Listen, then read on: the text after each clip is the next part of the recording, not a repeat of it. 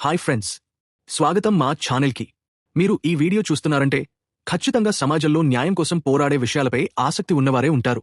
నీవు కొత్త సబ్స్క్రైబర్ అయితే ఇప్పుడే సబ్స్క్రైబ్ బటన్ నొక్కి బెల్ ఐకాన్ని ఆన్ చేయండి, ఎందుకంటే ఇలాంటి ఆసక్తికరమైన సమాచారపూరితమైన వీడియోలు మీరు మిస్ అవ్వకూడదు.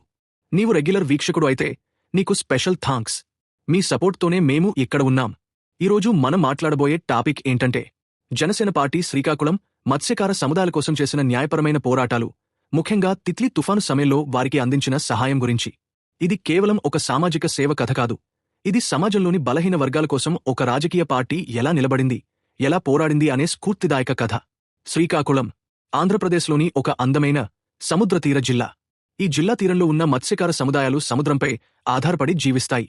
వారి జీవనోపాధి, వారి కలలు, వారి కష్టాలు అన్నీ సముద్రంతో ముడిపడి ఉంటాయి. కాని ఈ సముదాయాలు తరచూ సహజ విపత్తుల బారిన పడుతుంటాయి. ముఖ్యంగా తుఫానులు వంటి వాటి వల్ల వారి జీవితాలు అతలాకుతలం అవుతాయి. అలాంటి ఒక భయంకరమైన తుఫాను గురించి మనం ఈరోజు మాట్లాడబోతున్నాం. అదే తిత్లీ తుఫాను. 2018 సంవత్సరం అక్టోబర్ నెలలో తిత్లీ తుఫాను శ్రీకాకుళం జిల్లాను తాకింది. ఈ తుఫాను ఒక సాధారణ వాతావరణ మార్పు కాదు, ఒక విధ్వంసకర శక్తి. గంటకు 160 కిలోమీటర్ల వేగంతో ఆగిసలాడిన ఈ తుఫాను శ్రీకాకుళం జిల్లాలోని జీవనోపాధులను, ఇళ్లను, ఆశలను కొట్టుకుపోయింది. మత్స్యకార సముదాయాలు ఈ తుఫాను బారినపడి తీవ్రంగా నష్టపోయాయి. వారి పడవలు ధ్వంసమయ్యాయి, చేపలు పట్టే వలలు చెరిగిపోయాయి, ఇళ్లు కూలిపోయాయి. ఒక్కసారిగా వారి జీవనోపాధి అంతా కనుమరుగైంది.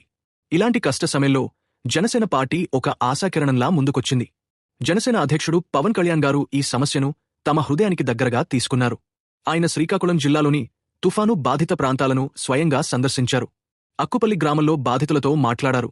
వారి బాధలను విన్నారు, వారి కష్టాలను అర్థం చేసుకున్నారు. ఇది కేవలం ఒక రాజకీయ నాయకుడు చేసే సందర్శన కాదు. ఇది ఒక నిజమైన నాయకుడు ప్రజలతో కలిసి నిలబడిన సంఘటన. జనసేన పార్టీ ఈ సమస్యను ఎలా ఎదుర్కొంది? మొదటగా వారు రిలీఫ్ క్యాంపులను ఏర్పాటు చేశారు. ఈ క్యాంపులలో బాధితులకు ఆహారం, నీరు, వైద్య సౌకర్యాలు అందించారు. కాని జనసేన ఇక్కడితో ఆగలేదు. వారు ప్రభుత్వం నుండి సరైన సహాయం అందేలా ఒత్తిడి చేశారు. పవన్ కళ్యాణ్ గారు స్వయంగా ఈ విషయాన్ని ప్రభుత్వం దృష్టికి తీసుకెళ్లారు. ఆయన ట్విట్టర్ వంటి సోషల్ మీడియా వేదికల ద్వారా తుఫాను వల్ల జరిగిన నష్టాన్ని ప్రపంచానికి తెలియజేశారు. ఆయన ఇలా అన్నారు: శ్రీకాకుళంలో జరిగిన ఈ విధ్వంసం గురించి ప్రపంచం తెలుసుకోవాలి. ఇక్కడి గ్రామాలు, మత్స్యకారుల జీవనోపాధి తీవ్రంగా దెబ్బతిన్నాయి. ఇక్కడ ఒక విషయం గమనించండి ఫ్రెండ్స్, జనసేన ఈ సమస్యను రాజకీయ లబ్ధి కోసం ఉపయోగించుకోలేదు. పవన్ కళ్యాణ్ గారు స్పష్టంగా చెప్పారు, ఈ సమయంలో రాజకీయ లాభాల కోసం ఎవరూ ప్రయత్నించకూడదు. మనం చేయాల్సింది శ్రీకాకుళం ప్రజలను ఆదుకోవడం. ఈ మాటలు ఆయన నిజాయితీని, మానవత్వాన్ని చూపిస్తాయి. జనసేన కేవలం రిలీఫ్ క్యాంపులు ఏర్పాటు చేయడంతో ఆగలేదు. వారు ఈ సమస్యను పరిష్కరించడానికి దీర్ఘకాలిక పరిష్కారాలపై కూడా దృష్టి పెట్టారు. ఉదాహరణకు, మత్స్యకారుల పడవలు, వలలు ధ్వంసమైనప్పుడు వారికి ప్రభుత్వం నుండి అందిన నష్టపరిహారం చాలా తక్కువగా ఉంది. ఒక పడవ విలువ సుమారు 9 లక్షల నుండి 10 లక్షల రూపాయల వరకు ఉంటుంది. కాని ప్రభుత్వం కేవలం 10,000 రూపాయల నష్టపరిహారం ఇచ్చింది. ఈ విషయాన్ని జనసేన గట్టిగా ఖండించింది. పవన్ కళ్యాణ్ గారు ఈ నష్టపరిహారం సరిపోదని, మత్స్యకారులకు సరైన సాయం అందాలని డిమాండ్ చేశారు. ఆయన ఆందోళనలు, ర్యాలీల ద్వారా ప్రభుత్వంపై ఒత్తిడి తెచ్చారు. ఫలితంగా ప్రభుత్వం నష్టపరిహారాన్ని 1 లక్ష రూపాయలకు పెంచింది. కాని ఇది కూడా సరిపోలేదని మత్స్యకారులు భావించారు. ఇక్కడ మనం ఒక విషయాన్ని గుర్తుంచుకోవాలి. మత్స్యకారులు కేవలం డబ్బు కోసం అడగడం లేదు. వారు తమ జీవనోపాధిని తిరిగి పొందాలని కోరుకుంటున్నారు. ఒక పడవ లేకపోతే, ఒక వల లేకపోతే వారు సముద్రంలోకి వెళ్లలేరు. సముద్రంలోకి వెళ్లకపోతే వారి కుటుంబాలు ఆకలితో అలమటిస్తాయి. ఈ విషయాన్ని జనసేన అర్థం చేసుకుంది. అందుకే వారు కేవలం తాత్కాలిక సహాయం కోసం కాక దీర్ఘకాలిక పరిష్కారాల కోసం పోరాడారు. జనసేన యొక్క ఈ పోరాటం కేవలం తిత్లీ తుఫానుతోనే ఆగిపోలేదు. 2021 సంవత్సరంలో గులాబ్ తుఫాను వచ్చినప్పుడు కూడా శ్రీకాకుళం మత్స్యకారులు తీవ్రంగా నష్టపోయారు. ఆ సమయంలో 6 మత్స్యకారులు సముద్రంలో అదృశ్యమయ్యారు. ఈ సంఘటన జనసేన దృష్టికి రాగానే వారు వెంటనే స్పందించారు. రిలీఫ్ క్యాంపులు ఏర్పాటు చేయడంతో పాటు రెస్క్యూ ఆపరేషన్స్లో పాల్గొనడానికి స్థానిక అధికారులతో కలిసి పనిచేశారు. ఇంకో ఆసక్తికరమైన విషయం ఏంటంటే, జనసేన పార్టీ శ్రీకాకుళంలో మత్స్యకార సమస్యలను ఒక సామాజిక బాధ్యతగా తీసుకుంది. ఉదాహరణకు, 2020 సంవత్సరంలో కరోనా సమయంలో గుజరాత్లో చిక్కుకుపోయిన శ్రీకాకుళం మత్స్యకారుల గురించి పవన్ కళ్యాణ్ గారు ప్రత్యేక ట్వీట్ చేశారు. ఆయన ప్రభుత్వాన్ని వారిని ఆదుకోవాలని కోరారు. ఈ ఘటన చూస్తే జనసేన యొక్క నిబద్ధత స్పష్టంగా తెలుస్తుంది. ఇప్పుడు మనం ఒక విషయాన్ని ఆలోచించాలి ఫ్రెండ్స్, జనసేన ఎందుకు ఇలాంటి సమస్యలను తీసుకుంటుంది? దీని వెనుక ఉన్న ఆలోచన ఏంటి? జనసేన పార్టీ యొక్క ప్రధాన లక్ష్యం ఏంటంటే సమాజంలోని అణగారిన వర్గాలకు న్యాయం చేయడం.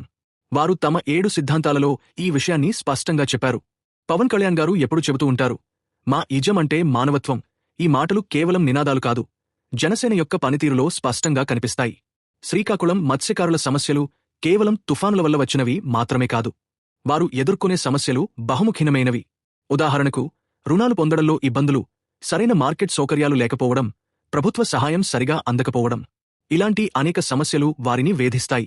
జనసేన ఈ సమస్యలన్నింటినీ ఒక్కొక్కటిగా తీసుకుని పరిష్కరించడానికి ప్రయత్నిస్తోంది. 2024 సంవత్సరంలో జనసేన శ్రీకాకుళం, విజయనగరం జిల్లాలలో ఒక రాజకీయ శక్తిగా ఉద్భవించింది. పాలకొండ, నెల్లిమర్ల నియోజకవర్గాలలో వారు విజయం సాధించారు. ఇది జనసేన యొక్క పెరుగుతున్న ప్రజాదరణను చూపిస్తుంది. ఈ విజయం వెనుక ఉన్న కారణం ఏంటంటే, వారు ప్రజల సమస్యలను దగ్గరగా అర్థం చేసుకుని వాటికోసం నిజాయితీగా పోరాడటం. ఇప్పుడు మనం ఒక ఆసక్తికరమైన పాయింట్కి వస్తున్నాం. జనసేన యొక్క ఈ పోరాటాలు కేవలం శ్రీకాకుళం మత్స్యకారుల కోసం మాత్రమే కాదు. వారు రైతుల సమస్యలు, మహిళల భద్రత, అవినీతి, పారదర్శక గవర్నెన్స్ వంటి అనేక ఇతర సమస్యలపై కూడా పోరాడుతున్నారు.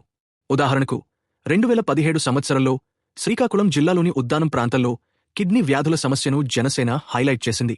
పవన్ కళ్యాణ్ గారు హార్వర్డ్ యూనివర్సిటీ డాక్టర్స్తో సమావేశమే ఈ సమస్యపై పరిశోధన చేయమని కోరారు. ఫలితంగా ఉద్దానం ప్రాంతంలో డయాలసిస్ సెంటర్ ఏర్పాటైంది. ఇలాంటి ఉదాహరణలు చూస్తే జనసేన యొక్క నిబద్ధత, వారి సామాజిక బాధ్యత స్పష్టంగా తెలుస్తుంది. వారు కేవలం రాజకీయ పార్టీగా కాక ప్రజల సమస్యలను పరిష్కరించే ఒక ఉద్యమంగా పనిచేస్తున్నారు. శ్రీకాకుళం మత్స్యకారుల కోసం వారు చేసిన పోరాటం ఒక ఉదాహరణ మాత్రమే. ఇలాంటి అనేక పోరాటాలు జనసేన ఖాతాలో ఉన్నాయి. ఇప్పుడు మనం ఈ వీడియో యొక్క కొనసాగింపులో ఒక ముఖ్యమైన పాయింట్ని టచ్ చేద్దాం. తుఫాను బాధితులకు సహాయం చేయడంలో ప్రభుత్వ లోపాలు ఏమిటి? జనసేన ఎందుకు ఈ సమస్యను ఎత్తిచూపింది? తిత్లీ తుఫాను తర్వాత ప్రభుత్వం తీసుకున్న చర్యలు సరిపోలేదని జనసేన ఆరోపించింది. ఉదాహరణకు, చాలా గ్రామాలలో విద్యుత్ సరఫరా 6 రోజుల తర్వాత కూడా పునరుద్ధరించబడలేదు. ఈ విషయాన్ని పవన్ కళ్యాణ్ గారు ట్విట్టర్లో హైలైట్ చేశారు. ఆయన ఇలా అన్నారు, తుఫాను వచ్చి 6 రోజులు అయినా గ్రామాలు చీకట్లోనే ఉన్నాయి. ఇది ఎంతవరకు సరైంది? ఇంకో ఆసక్తికరమైన విషయమేంటంటే, ప్రభుత్వం ఒక యాప్ని లాంచ్ చేసింది. దాని ద్వారా బాధితులు తమ నష్టాలను ఫోటోలు అప్లోడ్ చేసి జియో ట్యాగ్ చేయమని కోరింది. కాని ఈ యాప్ ఉపయోగించడానికి విద్యుత్, ఇంటర్నెట్ కనెక్షన్ అవసరం. గ్రామాలలో విద్యుత్ లేనప్పుడు ఈ యాప్ ఎలా ఉపయోగించగలరు? ఈ విషయాన్ని జనసేన గట్టిగా ఎత్తిచూపింది. వారు ప్రభుత్వాన్ని ప్రశ్నించారు, మీరు బాధితులకు సాయం చేయాలని అనుకుంటే ముందు బేసిక్ సౌకర్యాలు కల్పించండి. జనసేన యొక్క ఈ పోరాటం ఒక సామాజిక ఉద్యమంగా మారింది. వారు కేవలం రాజకీయ పార్టీగా ఆగక ప్రజల కోసం, ప్రజలతో కలిసి పనిచేశారు. శ్రీకాకుళం మత్స్యకారుల సమస్యలను పరిష్కరించడానికి వారు చేసిన కృషి ఒక రాజకీయ పార్టీ ఎలా ఉండాలో, ఎలా పనిచేయాలో చూపించే ఒక ఉదాహరణ. ఇప్పుడు ఈ వీడియోని ముగించే ముందు ఒక చిన్న ఆలోచన. జనసేన యొక్క ఈ పోరాటం మనకు ఏం చెబుతోంది? ఇది మనకు చెబుతోంది, సమాజంలో మార్పు తీసుకురావాలంటే కేవలం మాటలు చాలవు, చర్యలు కావాలి. జనసేన శ్రీకాకుళం మత్స్యకారుల కోసం చేసిన పోరాటం ఒక నిజమైన నాయకత్వం ఎలా ఉండాలో, ప్రజల సమస్యలను ఎలా పరిష్కరించాలో చూపిస్తుంది. ఫ్రెండ్స్, ఈ వీడియో మీకు నచ్చినట్లయితే ఖచ్చితంగా లైక్ చేయండి, షేర్ చేయండి, సబ్స్క్రైబ్ చేయండి. మీ విలువైన అభిప్రాయాలను కామెంట్స్లో తెలపండి. జనసేన గురించి మీకు ఏమైనా చెప్పాలనుకుంటున్నారా? లేదా మరొక టాపిక్పై వీడియో చేయమని కోరుకుంటున్నారా? కామెంట్స్లో రాయండి, మేము ఖచ్చితంగా పరిగణనలోకి తీసుకుంటాం. అందరికి థాంక్స్. మళ్ళీ కొత్త వీడియోతో కలుద్దాం. By by.